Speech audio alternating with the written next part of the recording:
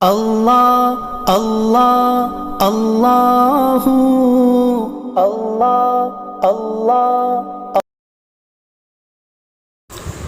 بسم اللہ الرحمن الرحیم الحمد للہ رب العالمین والصلاة والسلام علی سید المرسلین وخاتم النبیین محمد وآلہ واصحابہ اجمعین اما بعد فاعوذ باللہ من الشیطان الرجیم واقیموا الصلاة وآتوا الزکاة وما تقدموا لأنفسكم من خير تجدوه عند الله إن الله بما تعملون بصير صدق الله العظيم.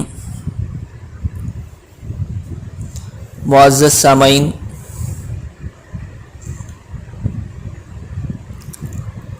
آج ہم آپ کے سامنے زکوٰۃ کے متعلق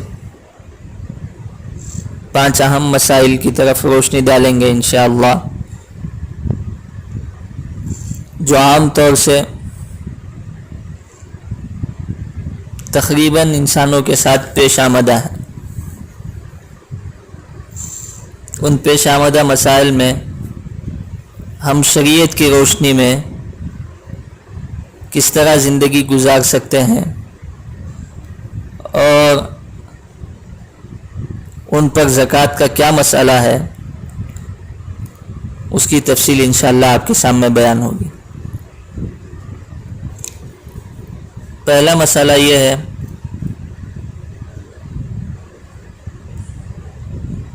جو پلاٹ یا زمین فروخت کی نیت سے یعنی بیچنے کی نیت سے خریدی جاتی ہے کہ اس میں اگر مناسب نفع مل کر آ جائے تو میں اس کو بیچ دوں گا، اس نیت سے اگر کسی نے خریدی ہے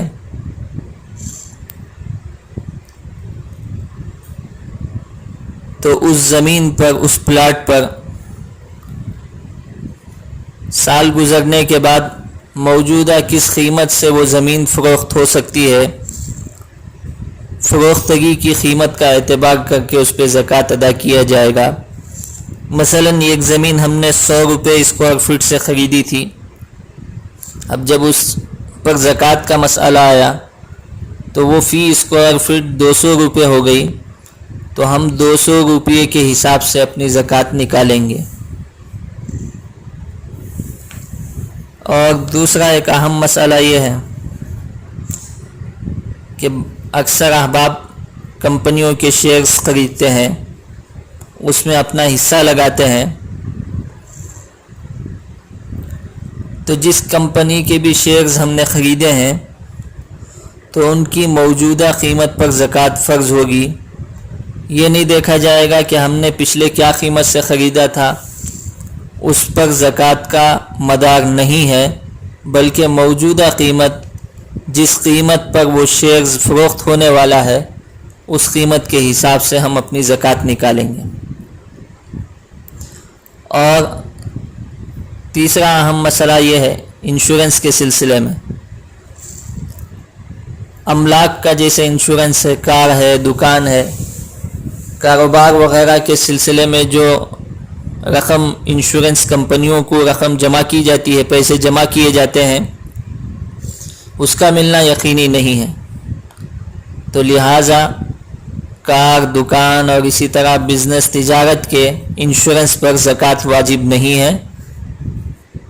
لیکن لائف انشورنس، زندگی کا بیمہ جس کو کہتے ہیں، اگر کسی نے کرا رکھا ہے تو اس کے پیسے یقیناً لازمی ملنے والے ہیں، تو اصل ملنے والی رقم پر زکوٰۃ ادا ہوگی، سودی رقم پر زکوٰۃ واجب نہیں ہوگی.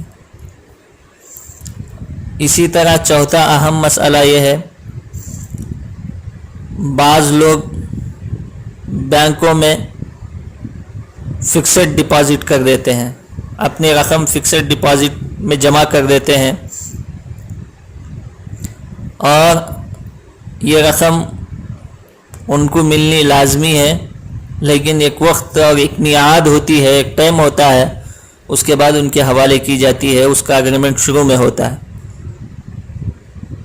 تو اب تو बैंक में फिक्स्ड डिपॉजिट के नाम पर जमा की हुई असल रकम पर हर साल ज़कात वाजिब होगी। जितनी रकम हमने असल जमा की है उस पर सालाना ज़कात वाजिब होगी, उसके इंटरेस्ट पर ज़कात वाजिब नहीं होगी, उसका एतबार नहीं होगा, बल्कि असल जो रकम हमने जमा की है उस पर हर साल हम पर ज़कात वाजिब होगी।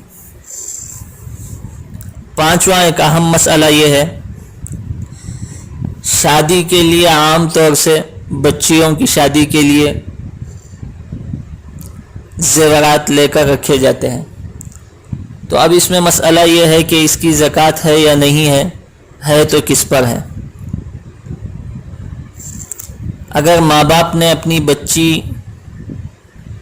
या बच्चे की शादी के लिए ज़ेवरात बनाकर रखे हैं